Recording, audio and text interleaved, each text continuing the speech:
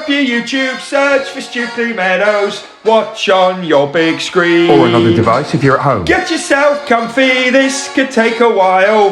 What a happy scene. Something new every day for your long-term memory. This is so exciting, it is nearly time for a Stukeley assembly.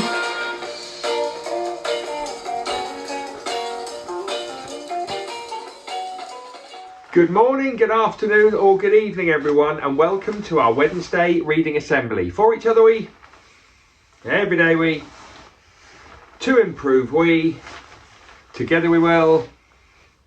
Every single Stukeley day we focus on. Our Stukeley motto is, our Stukeley curriculum is, our Stukeley plan for home learning is. 4 words that make the magic happen. Yes, they do. Assembly behaviours, learning behaviours please. I'd like you all slanting. That means you need to be sitting up, and I'm watching to see if you do this. You should be listening, asking and answering any questions. Note your resources, you don't have any resources, and track the speaker. I am the speaker. Here we go. Right, we've got our usual reading assembly magic today. Starting off with our author warm-up. We've done all kinds of things with authors. What we haven't done is been more excited by the Charles Dickens challenge. Yes, last week I showed you that 5 people were now a part of the Charles Dickens challenge. We had myself, Milo, Jake, Mrs. Peake and Mr. Peake. Well, 2 more people have joined the Hall of Fame. Lily from year 6, she went to visit the Charles Dickens house the weekend, and so did Mr. Barron, who's one of our chairs of governors. We've got 2 more people there. We're now at 7. 7 people have been to Charles Dickens house. Now remember, if we get to 10, everybody in the school gets a £1 Oakleaf bookshop voucher. And I'm going to add to it. I'm going to get you more pumped for this. If we get 10, everybody gets a £1 Oakleaf book voucher. After those 10, every extra person that goes is an extra 10p voucher. So if 11 people go, you all get £1 and 10p Oakleaf bookshop voucher. If 15 people go, you get £1.50. If 20 people go before the summer break, £2 voucher for everyone. It's true. Let's get to Charles Dickens' house. Yes, let's do it. Okay, brilliant. Reading. Thanks to Mr. Watley for giving the foundation year 1 something. Although I did think about this, Mr. Gum, I mean, it is a bit foundation stage year 1. Anyway, go for Mr. Watley's because he's doing a brilliant job with them. If not, you're on Mr. Gum, the biscuit billionaire. Pick the right one. See you there.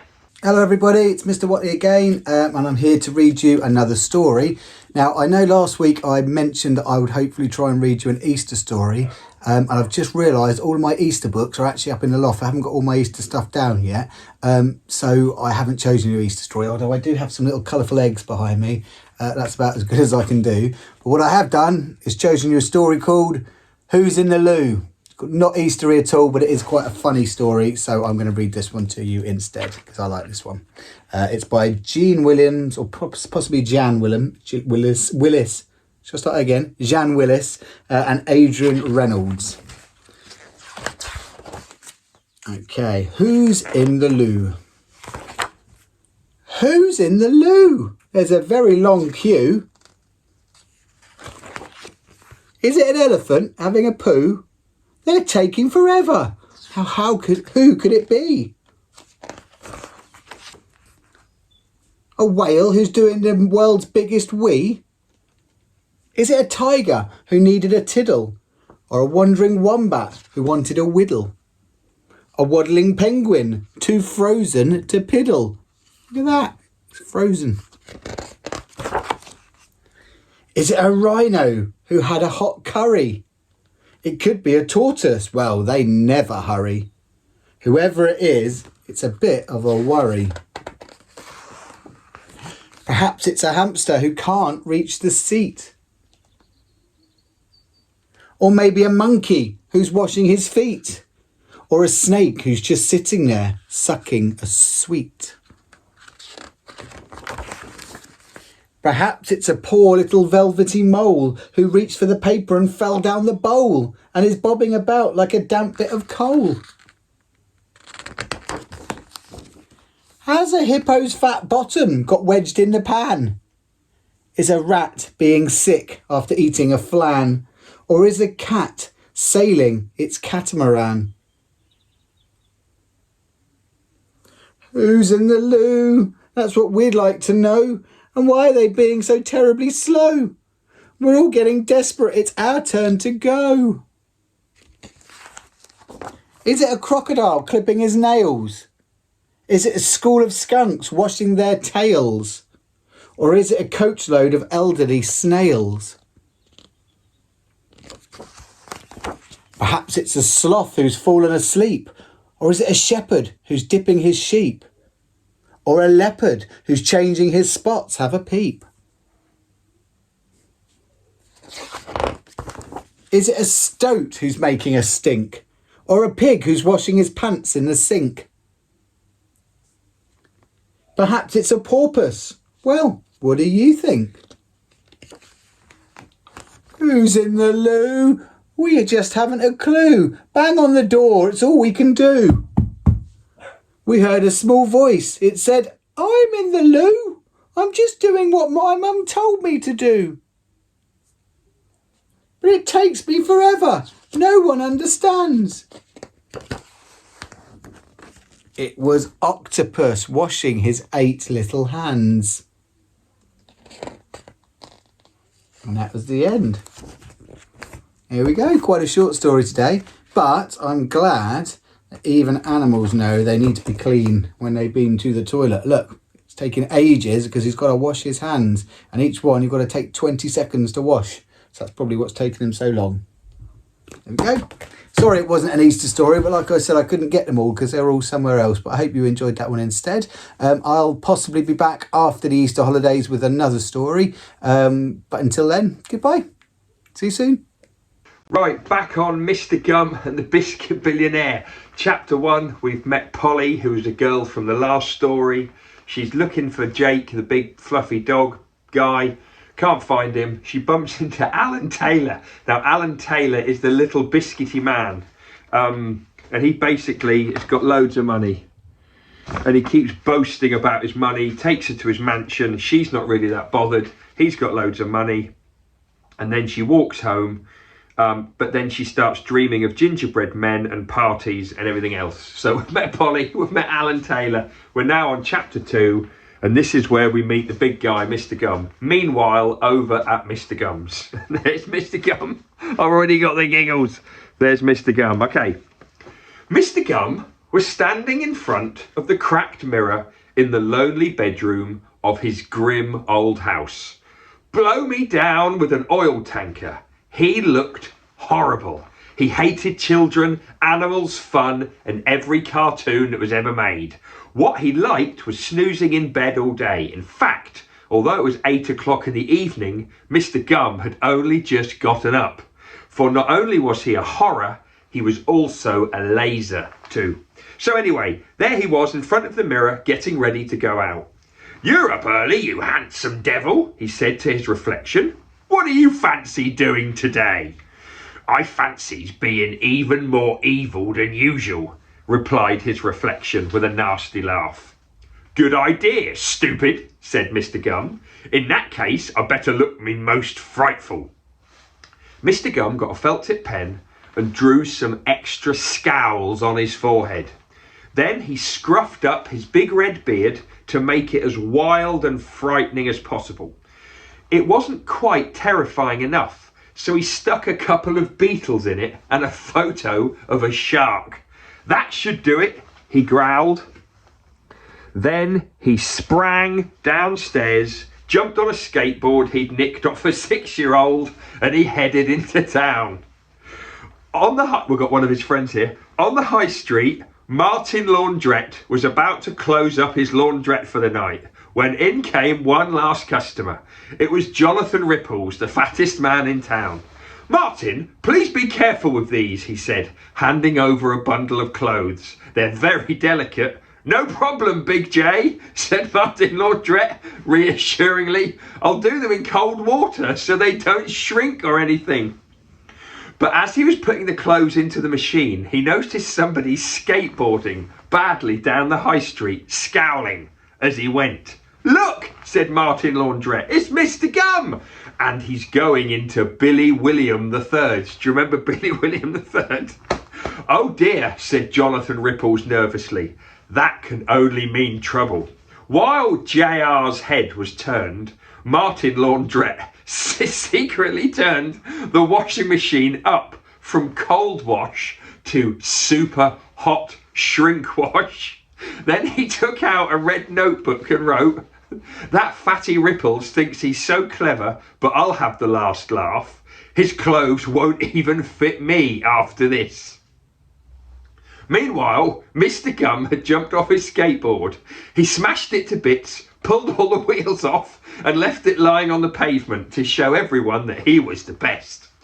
"I win again," he smirked. Then he opened the door and went into Billy William III's Right Royal Meat Shop.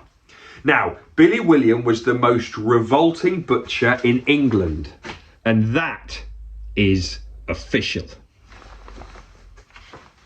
A big greasy trophy stood in his shop window, and here is what it said. "England's most revolting butcher, awarded to Billy William for the 20th year running. In fact, just keep the trophy forever. You always win, there's no point having a competition, you really are disgusting." So hardly anyone in town ever shopped there, even though it was the only butchers around. Most people went to the town next door to buy their meat, or became vegetarian, or they only ate birdseed. Oh, they're mealworms. But Mr. Gum felt right at home there.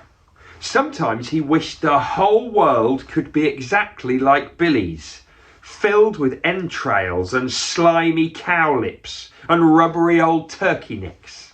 But he knew it would never happen. It was just a beautiful dream. "Morning, me old suitcase," said Billy William as Mr. Gum wafted in. "Do you want some innards or some entrails?" he added, slurping up a load of bad meat off the counter with his grotty old tongue. "No time for that, Caterpillar Joe," replied Mr. Gum, which is what he sometimes called Billy when he was overexcited with evil. "You're overexcited with evil, ain't you?" said Billy. "I can always tell." Now here's Billy licking up all that disgusting meat. Gross. "It's true," said Mr. Gum, jumping up on the counter and dancing round in a bucket of pig's brains. "I fancies doing some terrible bad deeds today, ain't no mistake." "I know what'd be funty," said Billy William, scratching his chin with his unwashed finger. Now, he always said the word funny in this way. Pronouncing words strangely was one of his hobbies, like collecting phlegm or trying to see up ladies' skirts. "We could break a skateboard," he suggested. "Nah, I already done that," said Mr. Gum impatiently. "Okay," said Billy William.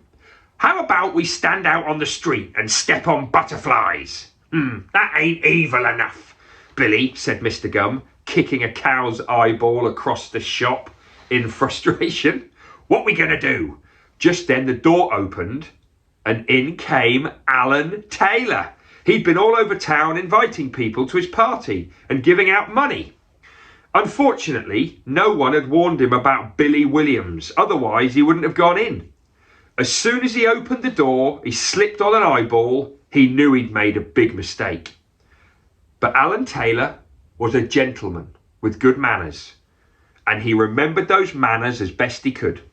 "Greetings," he gabbled, bravely ignoring all the blood and guts and the pile of strange, twisty bones in the corner. "I'm Alan Taylor, and I'm having a party tomorrow night on Boaster's Hill. Come along, you'd be most welcome." A hairy pig's head fell off a hook, slid down the wall, and came rolling towards Alan Taylor. With that, All of his bravery disappeared. He threw money in the air and ran outside. "Did you see that?" said Mr. Gums, stuffing the cash down his pants when no one would ever go after it, not even Billy William. "I did," replied the dreadful butcher. "That little tungler's as rich as a mushroom." "Now listen," said Mr. Gums slyly. "I want that money, not a bit of it, but the whole burping lot. But we'll need a plan, and that's where you come in, you enormous guff merchant. So get hatching plans like you never hatched plans before." "Righty-o," smirked Billy William, and with that he closed his eyes and began hatching a plan in perfect silence. He was like a horrible hen, except he hatched plans instead of eggs, and the plans grew into misery instead of chickens, and he didn't have wings or a beak or feathers, and he didn't make clucking noises, and he wasn't a hen. 4 hours later, Billy William opened his eyes. "Right, I've got it," he said. "We'll go to Alan Taylor's stupid party, and when it's dark we'll sneak up on him and we'll take the biscuit tin. Then we escape to France, change our names and live like powerful kings on the cash." "Caterpillar Joe, you're a genius," laughed Mr. Gum through a mouthful of entrails. "You're a blibberin' genius." We're going to stop there. That's chapter 2. Now chapter 3, which we're going to read after Easter, is called Alan Taylor Shows Off Like Nobody's Fat Business. Okay, thanks for that, everyone. Right, straight into Cheer, Boo, Song or Silence. It's another nostalgic one. Remember, nostalgia is when we remember the past. We remember history in a fond way. It's a good one. Check it out.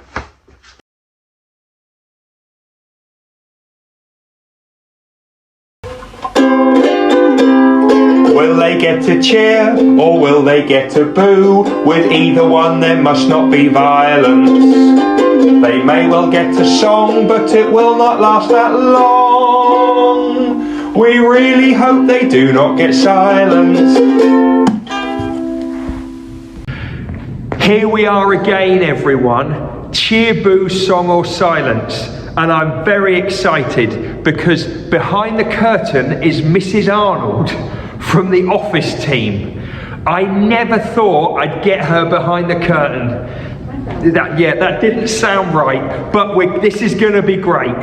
But will she get a cheer, a boo, a song or silence? What do you think? Mrs. Wing is desperate for her to get a boo, but I'm hoping that isn't the case. Right, here we go, everyone. Out you come, Mrs. Arnold!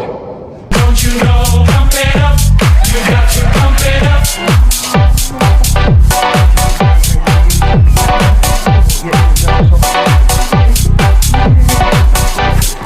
Yes! Oh, we were so worried it was going to be another silence, but great work, Mrs. Arnold. What a great day. See you next time for more Cheer, Boo, Song or Silence.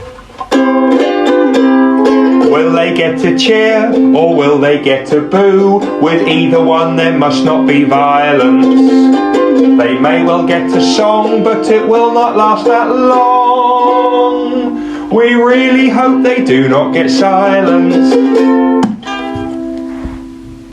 Oh, another cracking Cheer, Boo, Song or Silence. I mean, even the old ones, even the nostalgic ones that are great. Right, everyone, we're going to finish with birthdays and EDK, but before that, have you bought your Easter raffle tickets? We've only got a couple more days to buy those tickets. On Friday, we do the big draw. It's almost definitely going to be on Zoom. I'm going to read out the winners. You're going to come to the hall. There's loads of hampers this year. I think we've got about 50 hampers, loads of hampers. Get your tickets, 50p each. You get a little chocolate egg with every ticket you buy, just to make it feel like you've already won. It's going to be great. Birthdays. Hey, hey, hey, it's time to say we've got a Stukeley birthday. Hey, hey, hey, it's time to say we've got a Stukeley birthday. Oh, come on!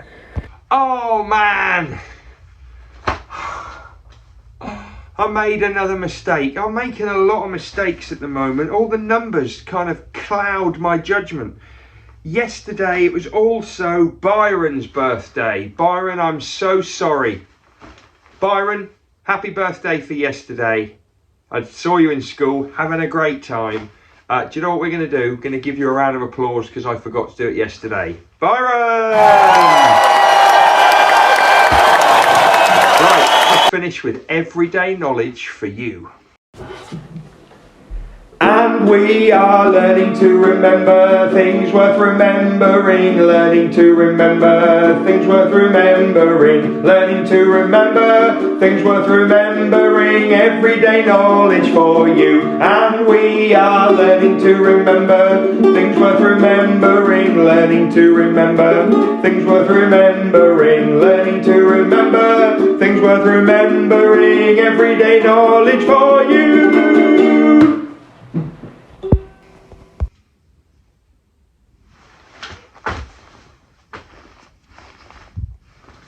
Aluminium, fluorine, hydrogen, helium, oxygen, sodium, iron, neon, nitrogen, carbon. Those are all elements in the periodic table. Can you remember what an element is?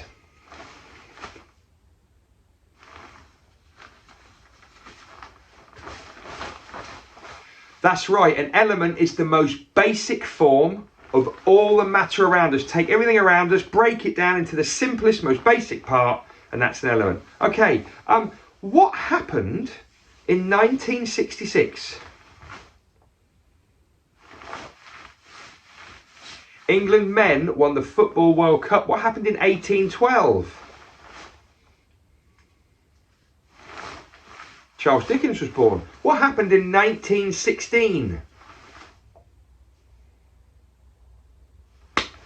Roald Dahl was born. What happened in 1969?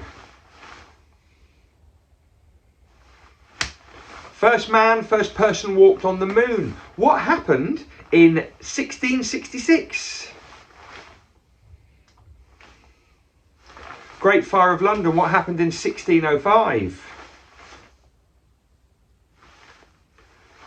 The Gunpowder Plot. Here's one we haven't done for ages. What happened in 1314? That's right, it was the Battle of Bannockburn. Well done if you remembered that one. Let's do some times tables. Let's go threes. Let's go super fast. 1 times 3 is, 2 times 3 is, 3 times 3 is, 4 times 3 is, 5 times 3 is, 6 times 3 is, 7 times 3 is, 8 times 3 is, 9 times 3 is, 10 times 3 is, 11 times 3 is, 12 times 3 is. In the Christian religion, for Christians, what is the name of their holy book? It's the Bible. For Muslims, in the Islamic religion, in Islam, what is their holy book? The Quran. And in Judaism, what is the Jewish holy book? It's the Torah. Well done if you got it. Lots of year ones I know have been looking at Judaism in one of the schools that watch this, and you should have known that one. Okay, brilliant. Let's finish with, oh look, we've got 3 composers. 1, 2, 3. 1, 2, 3. 3 composers. Can you give me the name of the first one, the second one, and the third one?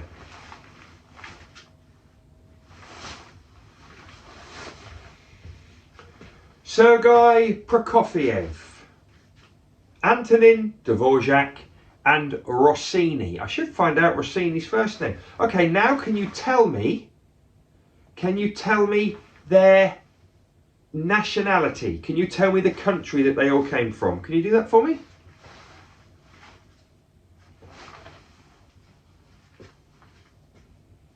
Russian, Czechoslovakian, and Italian.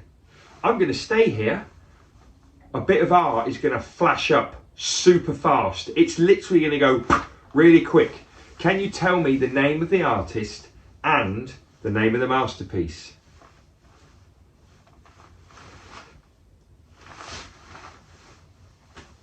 Leonardo da Vinci and the Mona Lisa. One more? Edvard Munch's Scream. See you next time.